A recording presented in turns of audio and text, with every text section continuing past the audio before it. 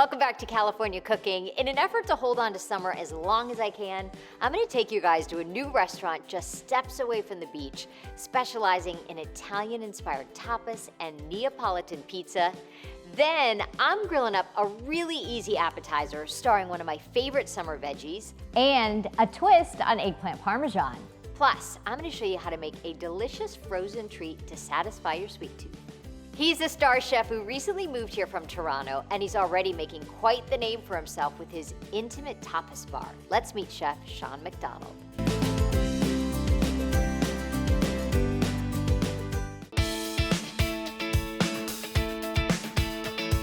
Thank you for having me at your beautiful restaurant. Thank you for coming. Oh my gosh, it's so charming. When you walk in, it's, because there's the hustle and bustle of Santa Monica, and you have the pier, and then you come in here and it's like you're transported. Yeah, it's a little oasis kind of thing. Yeah. This is new for you. Yeah, so about 3 months, just over 3 months now. Yeah, how's it going? It's been amazing. Originally, I'm from Canada, so I had restaurants in Toronto, but originally when I came here, I was like, I'll just open something up really quietly. And then as soon as we put the logo up, we got reached out by so many publications.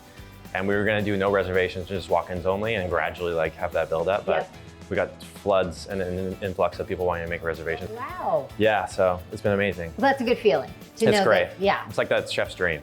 Okay, talk about the chef's dream. The dream from leaving Canada, coming to the States. What, was that a dream, or was that something It was. that? I always wanted to be here. And then when I met my now wife, it kind of came into a reality, and it started, we slowly realized that I was gonna move here. Yeah. And then when I finally made the step and the jump, I sold my restaurant in Canada. And then I came here, it just happened so quickly and it just so effortlessly. It was almost like, Women will make you do crazy things. I know. You sold your restaurant and you moved to California. I know, and I named it after her too. And her name's on the building. I know. What made you choose Santa Monica? So we were looking in Beverly Hills and West Hollywood. Yeah. And we're actually gonna open up something there soon. We're looking for some stuff. Nice. But then I was kind of getting antsy and I wanted to do something. And then we came across this, and it was just, as soon as I walked the space, it was kind of like there was nothing going on. Like an empty kind of canvas or a blank Exactly, canvas. yeah. And I walked the space and I was like, I could do something here. And I kind of came up with a concept like overnight, drew it up, had like a mood board immediately. As soon as I walked the space, I went back home and made a mood board. Designed the whole thing myself. Have I heard no man say ever, I went home and did a mood board. I know. But I like that because I'm a very visual person. You had a vision. Yeah, exactly. Okay, so then with that, the visual of the restaurant, then the menu. The menu How did that come was to? essentially like me wanting to cook for friends and family. Yeah. Like come in, hang out, we'll make you food. But I love pizza. I was like big on the pizza thing. Okay. So I want to do like a pizza spot that was like my type of pizza, where I do like the big crusts and the Neapolitan style, but a little bit crunchier and airier. So that, and I want to do like tapas. So I was like, two of my favorite cuisines, Italy and Spain, they're beside each other on the map. And I wanted to put them together and meld them into one and do like Italian tapas. So it's like a mix of two of the best things that are a little bit different, but also like can be cohesive in a nice way. And also when you say tapas and pizza, those are also things that are shared. Shared, both yeah, things. exactly. I mean, there is the occasion you get a whole pizza and eat it yourself. But I mean, yeah, for the most that happens part. to the best of us. I heard you say that you weren't a pizza maker. That No. wasn't something you were doing. No. And now it was a little daunting though, It the was. idea of pizza. Yeah, so people think like you go to a pizza place, you think it's like so easy, and it's just like they'll make the dough. But those guys are like pulling doughs at certain periods of time. They're checking the doughs to see like how much it's risen, how cold the dough is. So like there's a lot of technique in it, and especially with our dough, it's very sensitive. So it's like very high hydration, lots of sourdough starter, and then also at the same time it can like, it can die really quickly. So we always gotta like kind of structure it and pull them at the right time and cook them. And it's kind of like cooking a steak too. And that's what the benefit of us having the oven that we have. We can turn it up and turn it down really quickly. So as we turn it up, as we put it in, so it blisters, but then halfway through we turn it down so that it crisps so it can get golden brown around. And like the perfection of chasing like the perfect pizza, making every single one better, is this like addiction almost. It's crazy. Yeah, it's like you're chasing that perfect pizza, which may never come in your mind, but I have a feeling you. No, yeah, you can always be better. How many different kinds? On ours, we do. Or do you change? 6. We haven't changed yet. What are some of the things now? The menu is everything that you put on the menu. Like that would go well with my pizzas, or we do make it. So myself and Chef Jeff, who's the head chef, we come up with very saucy dishes because we want people to like as we're about to clear their plate, then be like, hey, and this happens a lot, they'll be like, no, we're keeping this here for our crusts.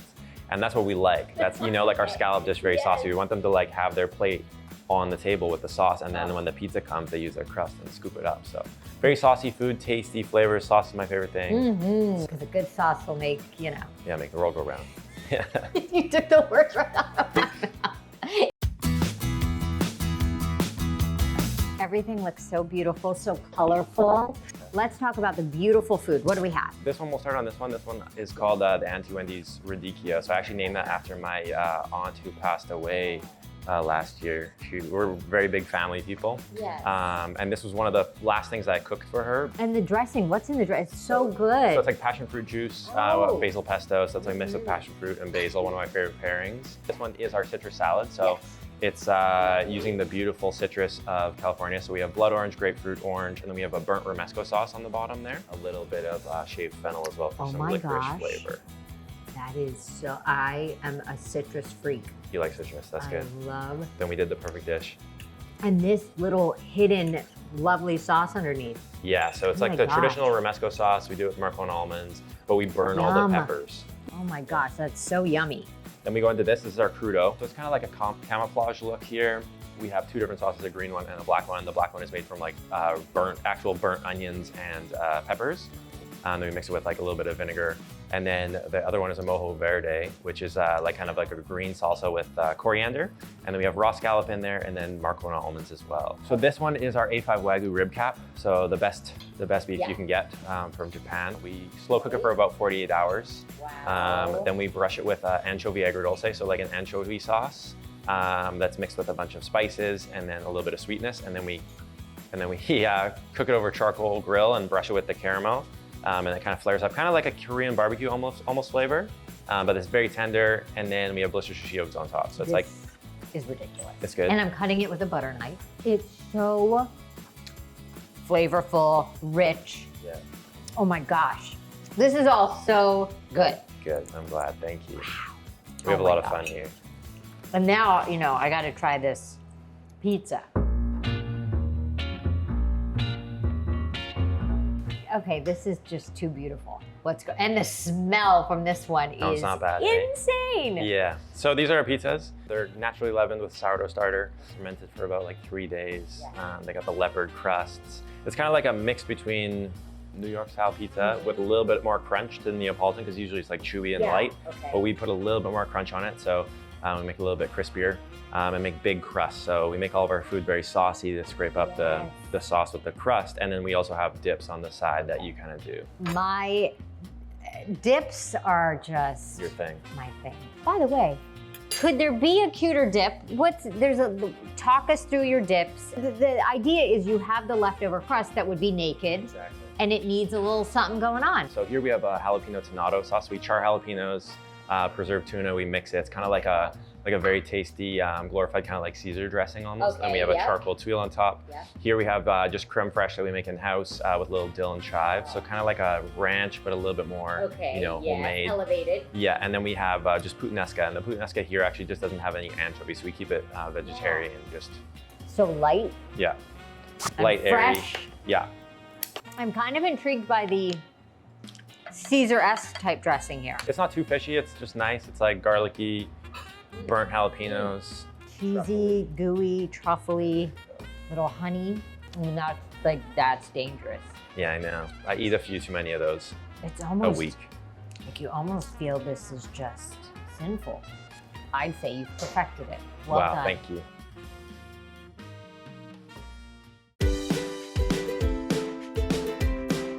Coming up, this is the only way you're gonna wanna grill up your zucchini from now on. Then I'll show you my twist on eggplant parmesan. Plus, it's the fastest dessert you'll ever make. I'm whipping up a chocolate-covered frozen treat.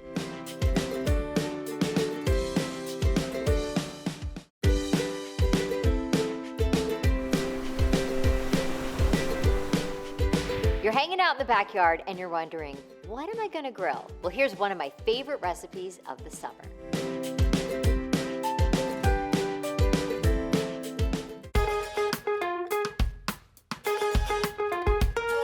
It is that time of year where I think it's still nice to get outside, to grill up a little something. And this summer, I happened to come across a recipe that my family loves, and it's zucchini and feta. And you grill it on skewers on the grill or on the inside grill, and then I top it with this basil mint sauce. Really good, really easy, and just a couple of ingredients. So the first thing that really helps with this is a mandolin. If you don't have a mandolin, just do your best to cut really thin slices. But what's great about the mandolin is that you get these uniform slices, right? So you do a few to kind of get it going. First things first, but be very careful. The mandolin does scare me, so I just take it one little step at a time. So see, and it gets this nice kind of thin piece of zucchini, and then you're gonna wrap the feta, and you grill these, and it's really good. I have 2 zucchini sliced here, which should make several skewers, but see, really nice, all uniform, same thickness. Now we've got our block of feta cheese. We're gonna cut these nice little pieces of feta. I mean, a pretty good sized chunk. With skewers, especially if you're on the outside grill. And I made that mistake. I didn't soak my skewers and my skewers caught on fire. So really soaking them for a little while, if possible, will help with the flare-ups. We've got our zucchini, we've got our feta, and it's this simple. So you just roll it up, you take your skewer, and you go right through, and then you just keep going down the line.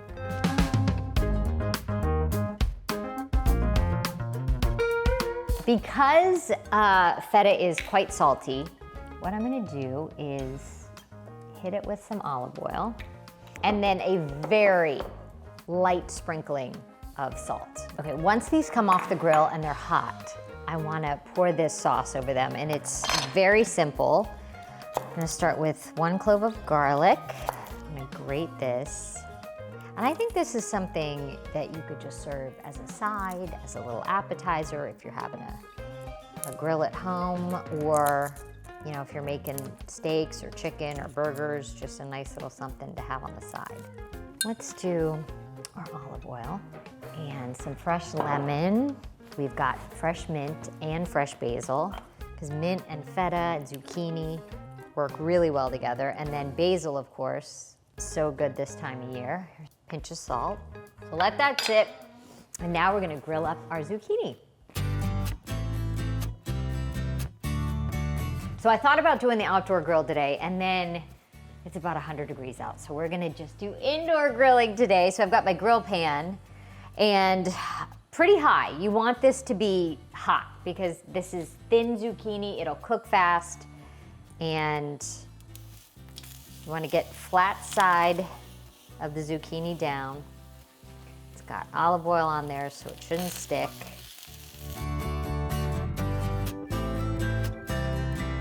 Nice grill marks. Beautiful.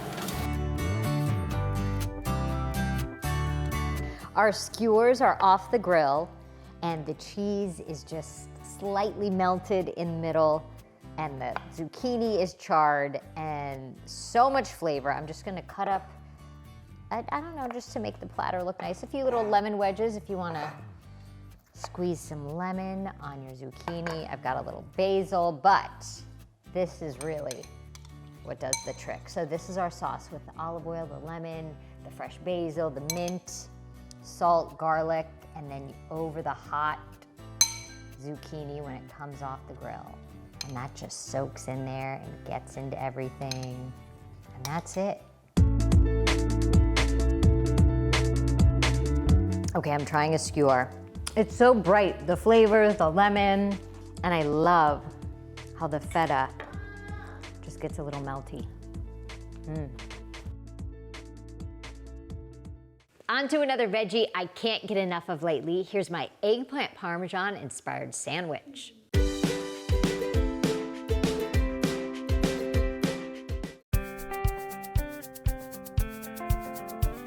This is something that I would actually probably make myself for lunch in the afternoon, which I know seems maybe a a little time consuming, but really the only time it takes is just roasting the eggplant. A lot of times I'll roast the eggplant earlier in the week and just have it already in the fridge. So if that's the case, then this is actually a very quick and easy lunch. So the idea of this sandwich is kind of like an eggplant parmesan, but in a sandwich form. So I'm gonna start with my eggplant, and you could do slices. I'm gonna just do rounds.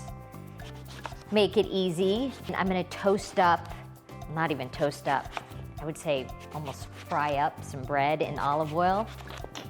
Top it with some mozzarella cheese, sauce, and it's like you're having eggplant parm, but for lunch. So, olive oil, the bottom of my baking sheet, and that's how I get the bottoms with some olive oil. You just slide them around like that.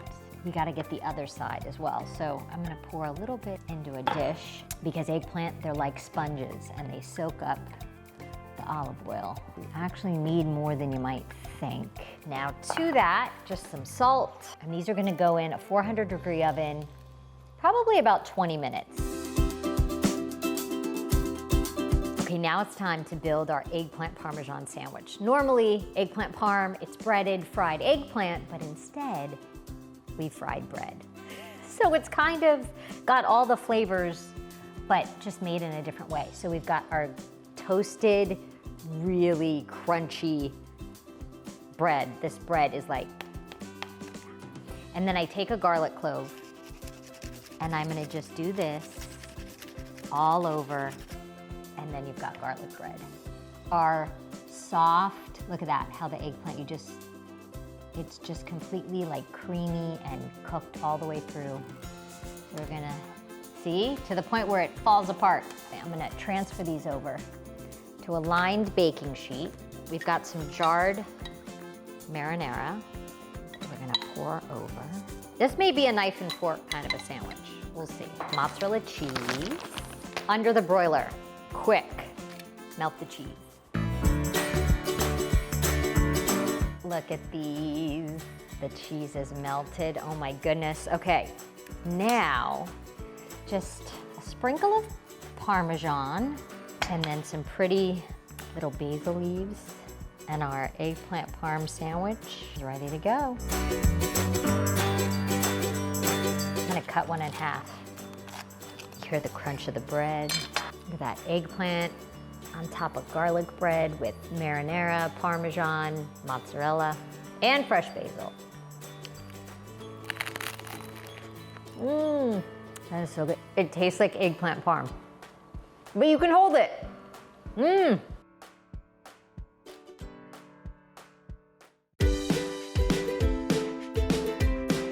Coming up, fruit, yogurt, and chocolate. It's all you need to put together my yogurt raspberry clouds. That's coming up next.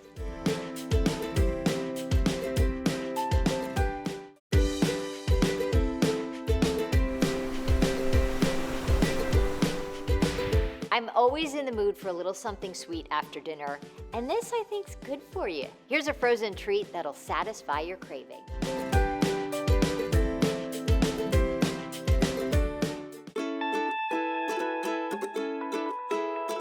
A quick little sweet treat. You know, sometimes you want something sweet, but you don't want ice cream or something too, I don't know, heavy at the end of the day. So I saw this on Pinterest and I thought it was pretty cool. So Greek yogurt, you could do flavored.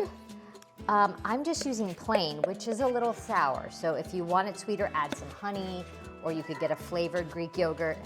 To that, just a bunch of fresh raspberries. That's it. Okay, so now give that a mix. Fastest dessert ever. And it could be anything. You could do strawberries, parchment paper, and all you do are little dollops. Try to get a circle shape. I actually thought about maybe even doing it in a muffin tin. That would probably give you a uniform shape. These little raspberry yogurt clouds. Pop these in the freezer, and I'll show you what happens next. Our yogurt raspberry clouds out of the freezer, it only took 20 minutes. That's the shortest amount of time. I would give it a little longer. So they're frozen. Look at that. Icy cold. And then in this bowl, dark chocolate chips and just like a tablespoon of coconut oil. And here's what we're gonna do. Well, you could do this. You could just dunk to get top and bottom covered. Because why not? It's dark chocolate, remember? There's one. You could also do a drizzle if you don't want as much chocolate. But it's healthy for you, so you need a little decadence. And then you put them back in the freezer or in the fridge, let the chocolate harden, and then they're good to go. Our yogurt raspberry chocolate dipped clouds, I put them in the fridge just for a few minutes. The chocolate hardens, it's like magic shell as a kid. And that's what they look like. Look at that. Isn't that pretty? So instead of ice cream or something for a treat, put these in the freezer.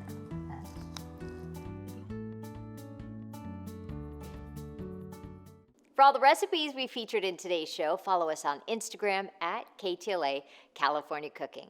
That does it for us. Thanks for joining me, and we'll see you guys next time.